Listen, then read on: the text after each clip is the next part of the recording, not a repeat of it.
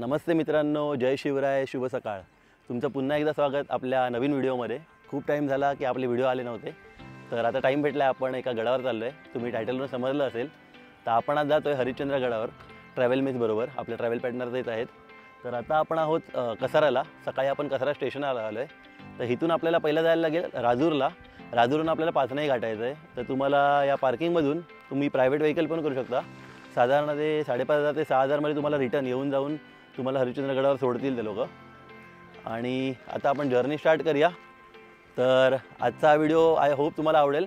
आपण पूर्ण हरिश्चंद्रगड भ्रमंती करणार आहोत, त्यावर कोकणकडा पण बघणार आहोत। तर चला मित्रांनो, या व्हिडिओमध्ये तुमचं पुन्हा एकदा स्वागत। आपण आपला प्रवास मुंबईहून सुरू केला।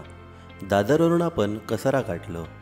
कसारा घाट, इगतपुरी, घोटी करत आपण राजूर या ठिकाणी पोहोचतो। कसारा ते राजूर हे अंतर 75 किलोमीटरचे आहे।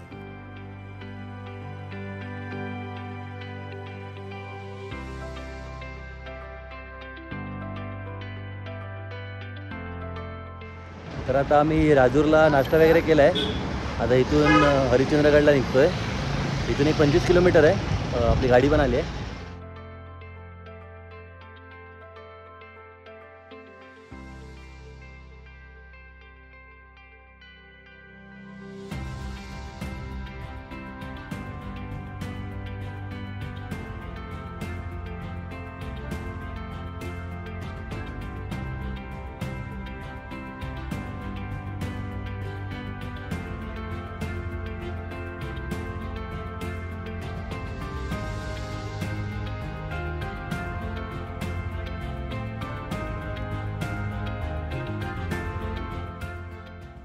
तर मित्रांनो, आता आपण आलो आहोत ते हरिश्चंद्रगडाच्या बेस विलेजमध्ये।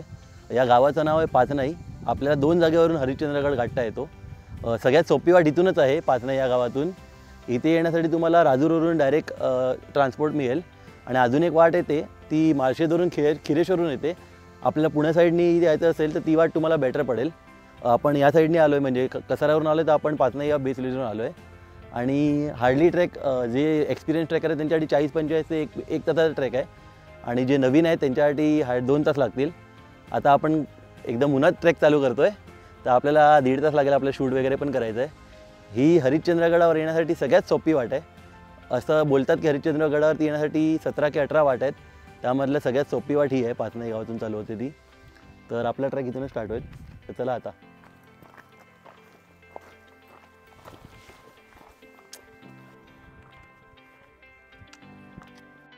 तर मित्रांनो, आम्ही नुकताच ट्रेक स्टार्ट केला आहे। आत्ताच आपण प्रवेशद्वारावरून वर आलो आणि माझ्या मागे बघताय ती दिंडी आली आहे। हे बाजूच्याच गावातले लोक आहेत जे हरवर्षी पौर्णिमेला इथे येतात। काल बुद्ध पौर्णिमा होती, तर हे लोक त्याच्यासाठी वरती दिंडी घेऊन आलेले। एक दिवस पहिला आलो असतो तर आम्हाला हा अनुभव मिळाला असता, वरती दिंडीचा अनुभव पूर्ण मिळाला असता। आणि हे इथून पुढे पंढरपूरला पण जातील, तर त्यांचा आशीर्वाद घेतला आहे। आता पुढचा ट्रेक चालू करूया।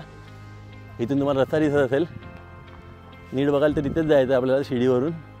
एकदम सोपी वाट आहे, कोणाची काही चुकामुक होणार नाही। फक्त पायवाट फॉलो करायची आपल्याला। एकच गोष्ट, पावसाळ्यात असाल तर पायवाट चुकू नका, पायवाटनीच चला, कारण की वरती धुकं जास्त असल्यामुळे चुकामुक होते। तर पावसाळ्यात असाल तर थोडी काळजी घ्या।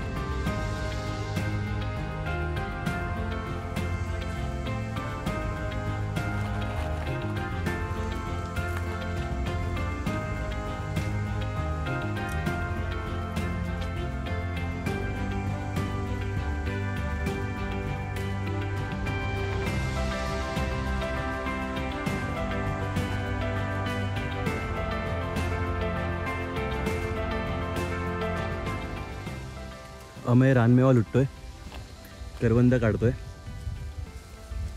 अशा ठिकाणी हेच आपली रक्षा करतात, थोडं पोटसाठी सहायता करतात.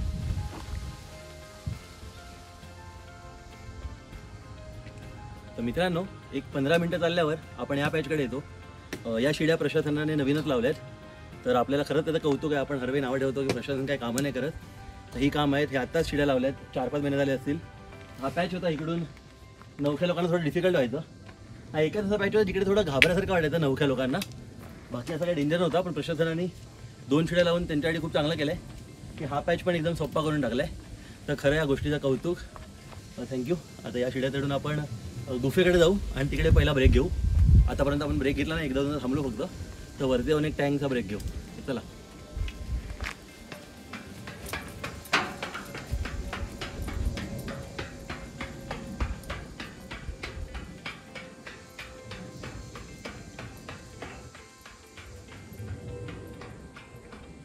तर आता इथून एक 10 किंवा 5-10 मिनिटावरती केव्ज आहेत, गुहा आहेत ज्या. तिकडे थोडा गारवा असतो आणि हवा असते तिकडे, कारण की समोर परिसर जो आहे तो एका दरीसारखा होतो.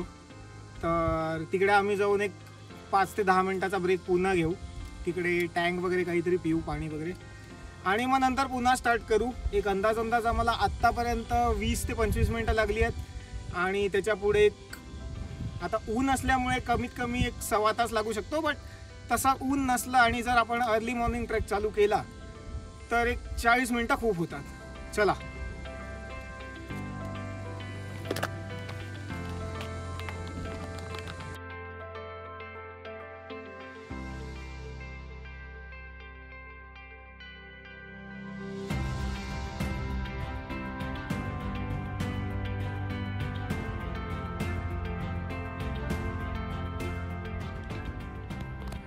टँक ब्रेकसाठी थांबलोय.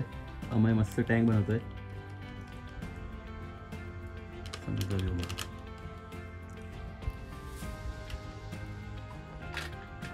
मस्त व्ह्यू एन्जॉय करत गुफेत आम्ही थांबलोय. टँक पिऊ, थोडं हायड्रेट होऊ आणि नंतर निघू. 15 मिनटं मस्त टँक ब्रेक घेतला. आता अमयला इथून निघायचं मन नाही, हवा येते तर. चला अमय ये. अमय मस्त हवा खातोय, कारण की पाठचा व्ह्यू पूर्ण व्हॅली दिसते. तुम्हाला समजत असेल हवा किती असेल. तर आता निघतोय, 15 मिनटं झाली आहेत. तर चल रे, निघूया. चलो. चला. हर हर महादेव. हर हर महादेव.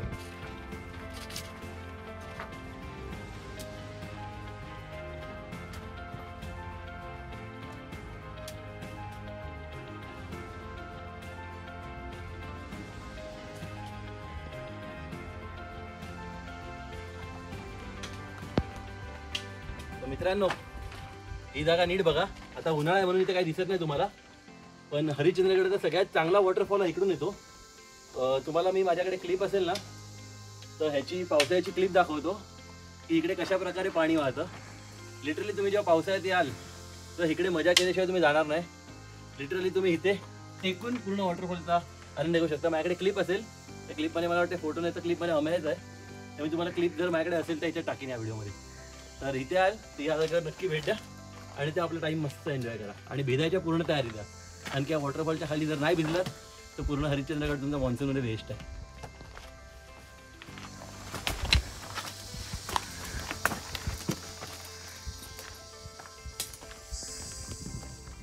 मित्रांनो, आपण इथून आलो आहे आणि 10 मिनिटावरती आपल्याला हा ओढा लागतो केव्स पासून. तरी आता साधारण इथे 3 फूट पाणी असेल आणि त्यावाल्या कुंडामध्ये 5 ते 6 फूट पाणी आहे. डायरेक्ट उड्या मारणं अवॉइड करा आणि पावसाळ्यात जर तुम्ही येत असाल तर ट्राय करा की तुम्ही वरूनच जाल, कारण की हा पूर्णच्या पूर्ण ओढा वाहत्या पाण्याने भरलेला असतो.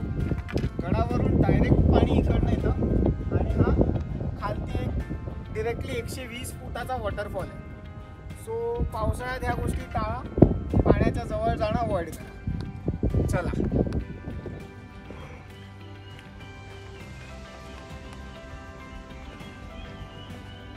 मित्रांनो, आपण बोलतो मगाशी पण बोललो प्रशासन काम करत नाही, तर हे एक प्रशासनाचं चांगलं काम आहे.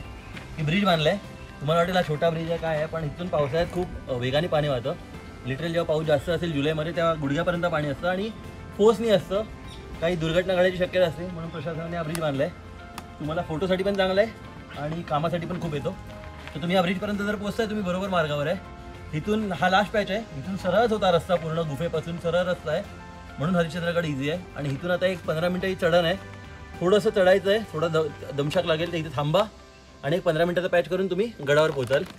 इथे तुम्हाला राहण्याची आणि खाण्याची पण व्यवस्था मिळेल. तर इथे तुम्ही एक ब्रेक घेऊ शकता आणि ब्रेक घेऊन मग तुम्ही शेवटचा पॅच हा केला, मग आपण गडावर पोहोचू. तर आता आम्ही थोडा 5 मिनिटं थांबतो आणि मग लास्टचा पॅच संपून गडावर मिळतो.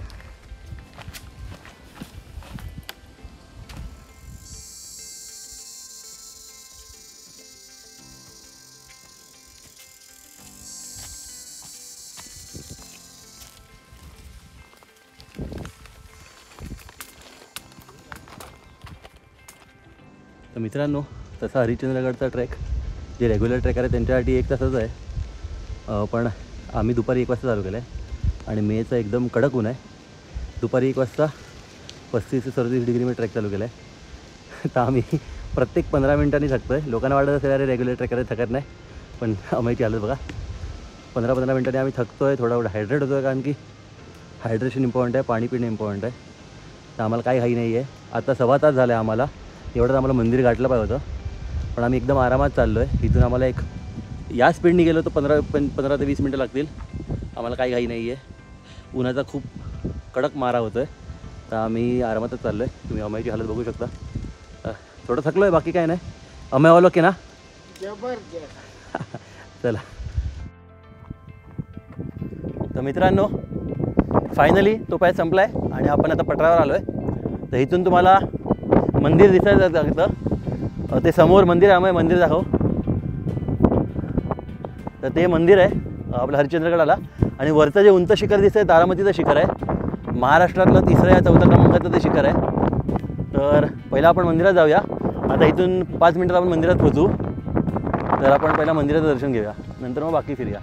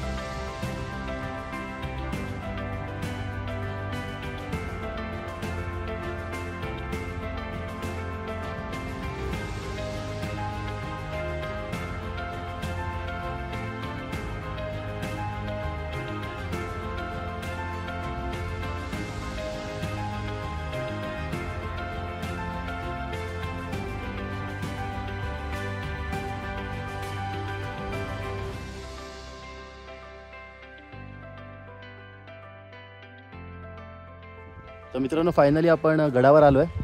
1-2 तास लागले आपल्याला, कारण की आपण व्हिडिओ पण काढतो आहे, आरामात चाललो आहे. जसं मी बोललो 35 ते 37 डिग्री ऊन आहे, 40 डिग्रीपर्यंत गेला आज. तर मंदिर माझ्या मागे आहे. तर मंदिरात जायच्या अगोदर आपली एक प्रथा असते की आपण हातपाय धुतो. तर पहिला अमय आणि मी हातपाय धुतो आहे. ही पुष्करणी आहे. या तलावाचं पाणी मंदिरात पूजा करायला वापरतात. आणि पुष्करणीमध्ये अमयला काहीतरी दिसलं आहे, तुम्हाला दाखवतो, थांबा. तिकडे साप आहे छोटा. आय होप तुम्हाला तो बघा केला कॅमेरा दिसत असेल. हो खूप मोठा आहे. आता ते दगडाखाली गेला. तर मित्रांनो, आता आपण ज्या जागेवर उभे आहोत त्याला पुष्करणी बोलतात. माझ्या मागे तुम्ही बघू शकता काही एकेकाळी इथे आपल्या देवांच्या मूर्त्या होत्या, त्या आता काढून मंदिराच्या आतमध्ये एक खोली आहे तिकडे ठेवल्या आहेत. आणि हे तलाव म्हणजे पुष्करणी तलाव. आपण इथे हे मंदिर आहे ते शिवमंदिर आहे आणि सगळ्यांना माहिती असेल शिव भगवानाला आपण जलाभिषेक करतो. ते जल आपण इथून घेऊन जातो. तर ही जागा एवढी पवित्र आहे की इकडचं जल मंदिरात आपण वाहतो. तर काही लोकांना मी बघितलं इकडे येऊन पाण्यात पाय टाकतायत, पोहतायत. तर ते करणं कृपया मी हात जोडून विनंती करतो टाळा. तुम्हाला नॉलेज नाही आहे तर तशी गोष्ट इथे करू नका. हे तलाव नाही आहे, हे पुष्करणी आहे आणि ह्याचं पाणी आपण जलाभिषेक करतो शिवभगवानाला. तर तुम्ही ज्या पाण्यात पाय टाकता ते पाणी तुम्ही देवावर नाही चढू शकत. तर कृपया हे करू नका. तर प्लीज माझी रिक्वेस्ट आहे सगळ्यांना की तुम्हाला याच्या आधी माहीत नसेल तर वेगळी गोष्ट आहे, पण आता माहीत पडल्यावर हे करू नका. हातपाय पण धुवायचे तर तिथे बाल्डी ठेवली आहे. अमय जरा बाल्डी दाखव. तर बाल्डी ठेवली, आपण बाल्डीने पाणी घेऊन बाहेर हातपाय धुवा, ना की इथे हातपाय धुवा, कारण की हेच पाणी आपल्याला जलाभिषेकसाठी घेऊन जायचं आहे. तर पहिला आपण पाणी घेऊन हातपाय धुवूया, थोडं फ्रेश होऊया, नंतर मंदिरात जाऊया. तर मित्रांनो, आत्ताच एका मित्राने आपल्याला पुण्यावरून एक मित्र आल्याने आपल्याला माहिती दिली की हे पाणी आत्ता सध्या गडावर वापरत नाहीत, कारण की हे पाणी ऑलरेडी दूषित झालं आहे, लोकांनी ऑलरेडी खराब केलं आहे. तर मंदिराच्या मागे जे टाक्या आहेत त्या टाक्यातलंच पाणी अभिषेकसाठी वापरलं जातं. कुणी एकेकाळी हेच पाणी वापरलं जायचं, पण हे पाण्याची आपली परिस्थिती तुम्ही बघू शकता, कचरा वगैरे आहे, पाणी पण तुम्ही बघू शकता पाण्याची हालत काय आहे. तर आता हे सध्या वापरण्याची परिस्थिती नाही आहे. तर सध्या आपण ह्याच्याने हातपाय धुऊया आणि मंदिराच्या मागे जे पाण्याची टाक्या आहेत त्यातून आपण जलाभिषेक करूया.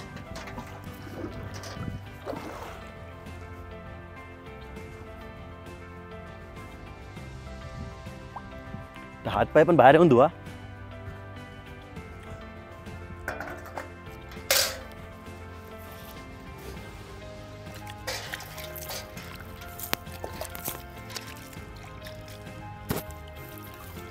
तसं तुम्ही सकाळी आंघोळ करून आलो आहे, पण असं मानलं जातं की शिंपडलं म्हणजे आंघोळ झाली. हरिश्चंद्रगडावर जणू काही मंदिराचा कॉम्प्लेक्सच आपणास पाहावयास मिळतो. येथे एकेकाळी अनेक लहान मोठी मंदिरं आपलं वैभव राखून होती, पण काळांतराने आज आपणास त्याची पडझड झालेली पाहावयास मिळते.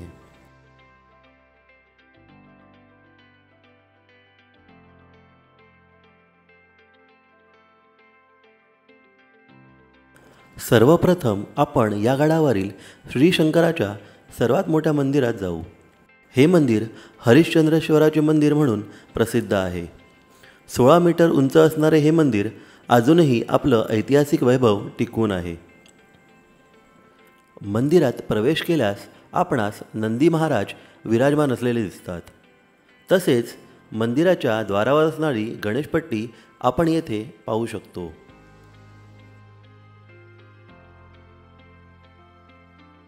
ही नंदी आहे. आपण नंदीचं दर्शन घेऊन आतमध्ये आलो. एक गुफा आहे, थोडा काळोख आहे. इथे सांगतात की चांगदेव ऋषींनी त्या टाईमाला तपश्चर्या केली होती. एक खोली आहे खाली. आता थोडी काळोखात दिसणार नाही, पण थोडं झूम करून दाखवून तर या गुफेत असं सांगतात की चांगदेव ऋषींनी तपश्चर्या केली होती. तर आरामात 20 ते 25 लोक आरामात राहतील. एवढी मोठी गुफा आहे. 20 ते 25 लोक इथे आरामात टेंट करून राहतील. एवढी मोठी गुफा आहे. इथे हवनकुंड पण आहे. आणि इथे तुम्ही बघाल खोलीत वेगवेगळ्या देवदेवतांचे मूर्त्या आहेत, जे मागून मिळाल्या. म्हणजे या गुफा खोदताना मूर्त्या नाही आल्या आहेत, त्यानंतर कोरल्या आहेत. तर तुम्ही आतमध्ये बघाल तर खूप मूर्त्या ठेवल्या आहेत. तर या रूममध्ये आपल्याला थोडं टॉर्च कमी आहे, कारण की ते काळोख आहे. तर खूप साऱ्या देवदेवतांच्या मूर्त्या आहेत इथे. तुम्हाला विरगळ पण दिसेल समोर. आता इथे टॉर्चची आमची क्षमता कमी झाल्याने दिसत नाही आहे, पण तुम्ही या खोलीला नक्की भेट द्या.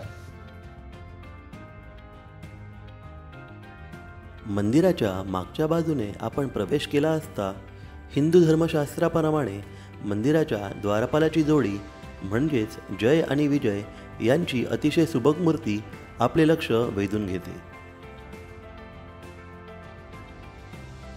तर चला मित्रांनो, आता आपण श्री शंकराचे पहिल्यांदा दर्शन घेऊ.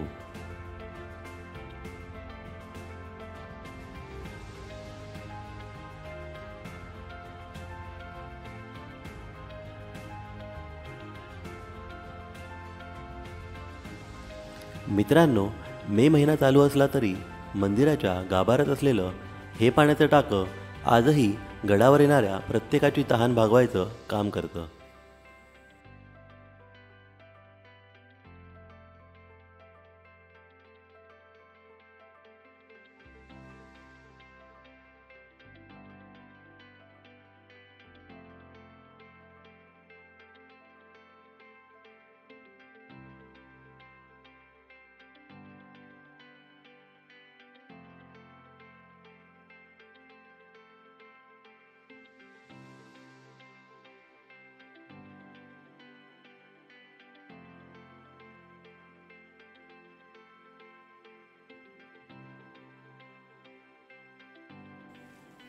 मंदिराच्या डाव्या बाजूला आपणास आपले लाडके गणपती बाप्पा शेंदूर माखून अतिशय थाटात विराजमान झालेले दिसून येतात.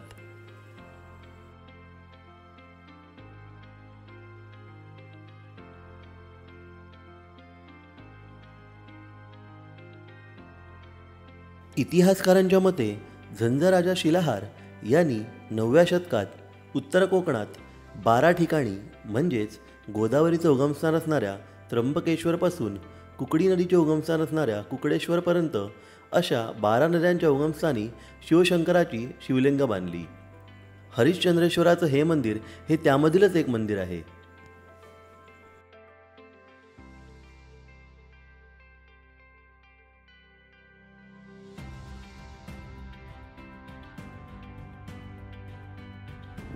तर मित्रांनो, हे मंदिर आहे आणि इथे केदारेश्वर लेणी आहे.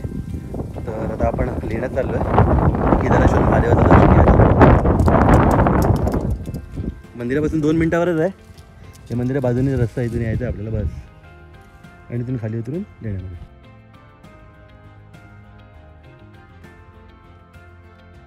समोर दिसणारं अतिशय अद्भुत अविश्वसनीय वास्तुवैभव म्हणजे हरिश्चंद्रगडावरील केदारेश्वर लेणी. जवळजवळ 7 फूट उंच आणि 6 फूट रुंद असणारं हे शिवलिंग केदारेश्वर महादेव या नावाने हरिश्चंद्रगडावर जगप्रसिद्ध आहे.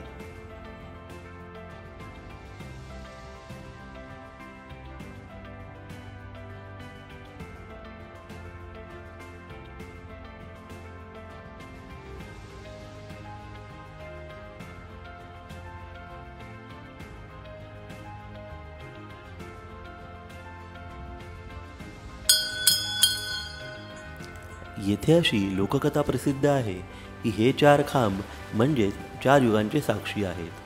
3 खांब म्हणजेच सतयुग, द्वापरयुग आणि त्रेतायुग आपल्या युगांबरोबर ढासळून गेले, आणि जेव्हा 4था खांब म्हणजेच कलियुग हा ढासळून जाईल तेव्हा पृथ्वीतलाचा सर्वनाश होईल. तर मित्रांनो, तुम्हाला ते दिसतंय ते तारामतीचं शिखर आहे, हरिश्चंद्रगडावरचं सर्वात उंच ठिकाण आणि महाराष्ट्रातील 4थ्या क्रमांकाचं सर्वात उंच शिखर. त्याच्या खाली तुम्हाला ह्या दिसत आहेत, या गुफा आहेत. तर या गुफा आपण उद्या कवर करू. इथे तुम्ही बघाल तर इथे छोटंसं गणेश मंदिर दिसेल तुम्हाला. इथे पुष्करणी तलाव आहे, ते पण आपण उद्या कवर करू. हे आपण आत्ताच बघितलं ते हरिश्चंद्रेश्वराचं मंदिर, आणि इथे पण शंकर भगवानाचं मंदिर आहे. तर आता आपण झालं कोकणकड्याला. कोकणकड्याला जायला याच बाजूबाजूने आपल्याला वरती जायचं आहे आणि वरून मागून जायचं आहे.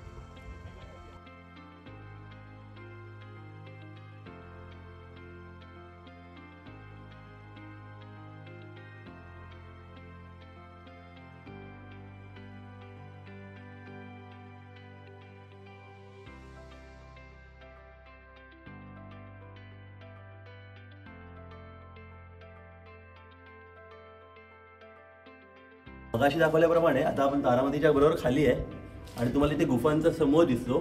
त्यामध्ये इथे 2 मोठ्या गुफा आहेत. ही पहिली गुफा आहे ज्याला साहेबाची गुफा बोलतात. तर 1818 जेव्हा मराठा साम्राज्याने आपली शरणागती पत्कारली तेव्हा ब्रिटिश सरकार आलं आणि त्यांचा एक मोहीम होता की गडकिल्ले उद्ध्वस्त करायची. त्यामध्ये 1837 ते 43च्या सुमारास जेमतेम इथे या रिजनमध्ये जनरल स्पाइक्स नावाचा एक जनरल होता. तो त्याला एक तिथे मोहीम दिली की तू इथे गडकिल्ले तोड. तर तो जेव्हा या गडावर यायचा, या गडावर तो या गुफेत राहायचा, म्हणून या गुफेला साहेबाची गुफा बोलतात. तर तो या गुफेत राहायचा म्हणून ही साहेबाची गुफा आहे. गुफेच्या बाजूला या गुफेचं नाव आहे गणेश गुफा. तर ती का ते तुम्हाला दिसतच असेल. इथे आपले गणपती बाप्पा विराजमान आहेत. तर गणपती बाप्पाची हाईट असेल अप्रॉक्सिमेटली 6-7 फूट आणि बाजूला पण 5 फूट आहे. आपण दर्शन घेऊ.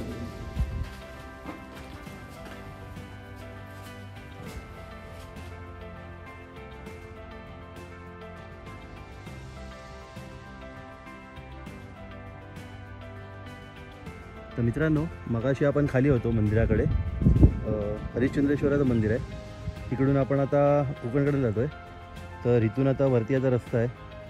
तर मंदिराच्या मागेच आहे एक्झॅक्टली, तिथे पुष्करणी आहे. आपण त्या भागातून आलेलो ती मंदिर आहे. मंदिराच्या मागून वरती आहे ते थोडं आणि तुम्हाला हे एक लँडमार्क दिसेल असं लावलं आणि पाठी दुकान आहेत. तर आपला मुक्काम तिकडे असेल नाही तर कोकणकड्यावर असेल. आणि हा जो रस्ता आहे इंडियाच्या खाली, तिकडून आपल्याला 1 किलोमीटर कोकणकडे आहे. अशी मार्किंग केली आहे. तुम्ही नीट बघाल तर तुम्हाला मार्किंग वगैरे सगळं दिसेल. तर सध्या आता आपण कोकणकडे जातो आहे. हार्डली लोकांना अर्धा तास लागतो. एक 15-20 मिनटाचं काम आहे. कोकणकडाची मार्किंग पण केली आहे बघा कोकणकड्याची. तर हा रस्ता इथून 1 किलोमीटर कोकणकडे आहे. सरळ रस्ता आहे, चढण वगैरे काय नाही, सरळ आहे. तर आता आपण कोकणकडे जाऊया. तर तो रस्ता होता तिकडे मार्किंग मी दाखवली तुम्हाला कोकणकड्याची. आणि जर आपण आतमध्ये यायचं आहे. आता आपण पुढे जातो. आम्ही मस्त टॉवेल वगैरे घेऊन आम्ही फ्रेश झालो तर पटपट आम्ही 15 मिनटात कोकणकडा गाठतो. इथून तुम्ही बाहेर याल आणि कोकणकडा त्या बाजूला आहे मागे. तर इथून सरळ जायचं आहे. असं टर्न मारून तो रस्ता तुम्हाला दिसत असेल मळकड झाला, तिथून सरळ सरळ तिथे मागे जायचं आहे. तर मित्रांनो 15 मिनटात आपण कोकणकड्यावर आलो आहे. माझ्या मागे जे बॅरिकेड दिसत आहेत तुम्हाला ते कोकणकडाच आहे. आणि सनसेटला अजून 1 तास आहे, कारण की सूर्य महादेव ढगांच्या पाठी लपले आहेत. तर आपण इथे टेंटमध्ये आज राहायची सोय बघतो आहे. काय काय खर्च येईल ते मी तुम्हाला उद्याच सांगतो सगळं.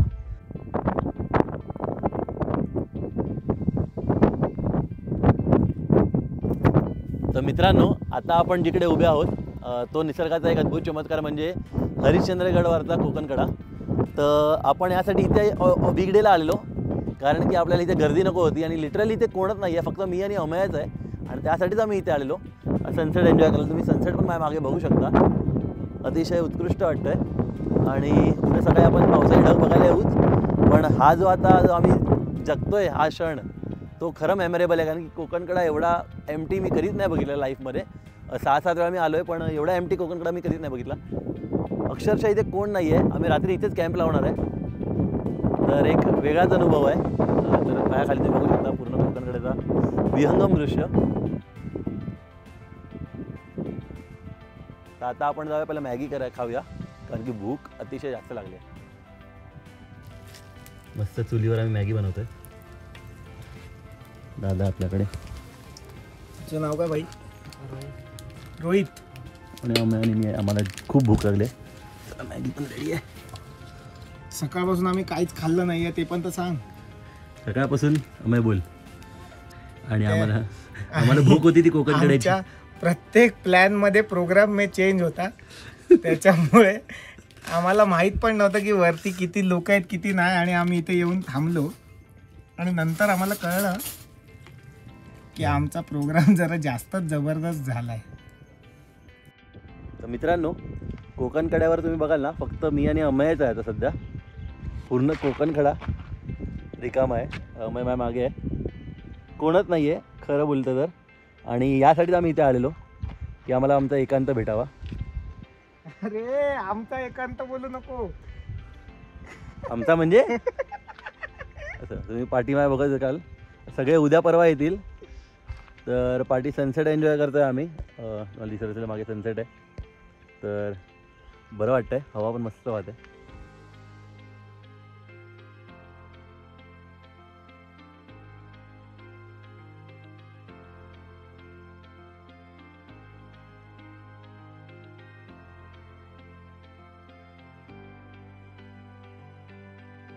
मित्रांनो, बघता बघता रात्र झाली आणि दुसऱ्या दिवशीची पहाट ही आमच्या ग्रुपच्या बाकी मेंबर्सच्या आवाजाने झाली.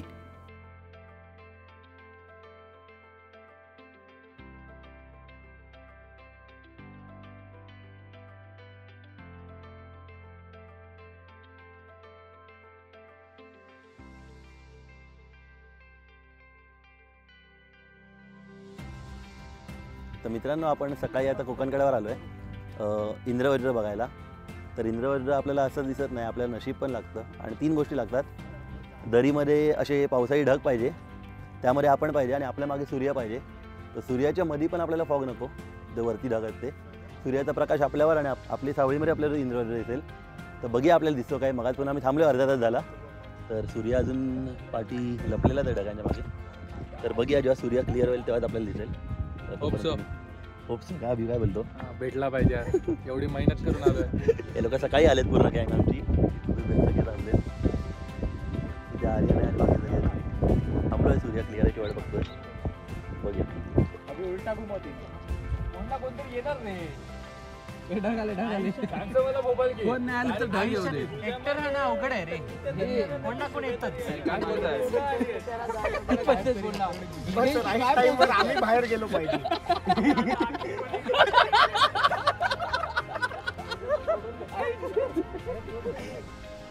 मित्रांनो, कोकणकडा हे काय वेडेपण आहे ते सह्याद्रीत फिरणाऱ्या माझ्यासारख्या भटक्यांना जरूर विचारा. निसर्गाचा अद्भुत अविश्वसनीय चमत्कार, सह्याद्रीची सुंदरता तसेच सह्याद्रीचे रौद्रविशन रूप याचा एक अनोखा संगम म्हणजेच हरिश्चंद्रगडावरचा कोकणकडा. दोन्ही हाताने मोबाईल पडताना फक्त फोन फेक बस. ऍटलीस्ट पडताना समाधान तर वाटतं.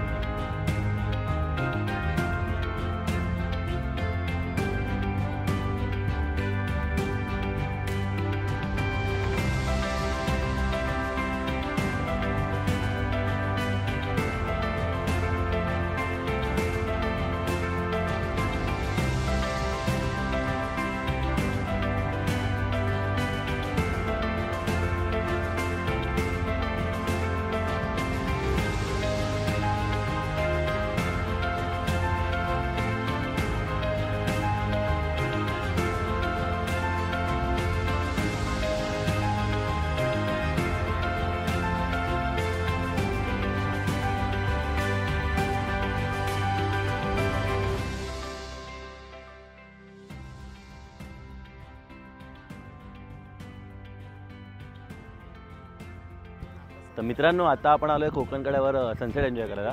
दुसरा दिवस आहे. काल आपण आलेलो, आज आपण एन्जॉय करतो सनसेट. कोकणकडा मागे आहे खूप. आम्ही पूर्ण कोकणकडा उतरून राईट साईडला पूर्ण खाली आलो आहे आणि इथे सनसेट होईल. मागे बघू शकतो इथे त्या बाजूला सनसेट होईल. आता ढगांच्या मागे आहे सूर्य. तोपर्यंत आम्ही कैऱ्या वगैरे आणलेल्या तोडून. तर कैऱ्या वगैरे खायचा प्रोग्राम चालू आहे इथे. आम्ही कैऱ्या तोडतोय. कैरीवर मीठ मसाला सगळं टाकलाय. साखर पण टाकले.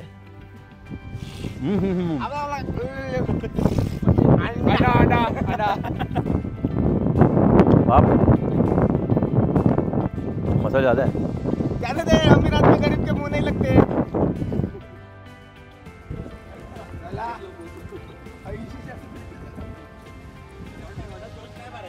तर मित्रांनो, अशा प्रकारे आम्ही हा ब्लॉग एंड करतोय.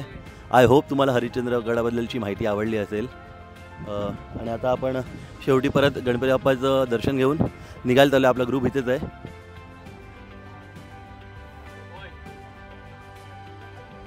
तर आम्ही 13-14 लोक आलेलो. तर आता निरोप घेतो. तर चला पुन्हा भेटूया. जय भवानी, जय शिवराय.